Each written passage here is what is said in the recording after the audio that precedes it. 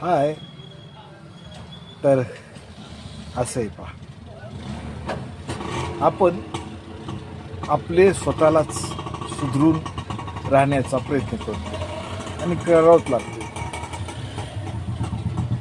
समोरचे कसे का असेना, आपण सहनशीलतेनं आयुष्याचा प्रवास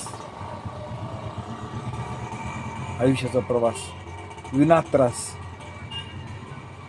जर आपण सहनशीलतेनं मर्यादेनं जगलो ना, तरच खरं छान आहे. कुणाला आग्रह नको आणि कुणाला सजेशन नको, कारण प्रत्येकाचं स्वतःचं मत असतं, स्वतःचं जीवन असतं. ऐकण्यात असतीलच असं नाही, जे आहे ते आहे.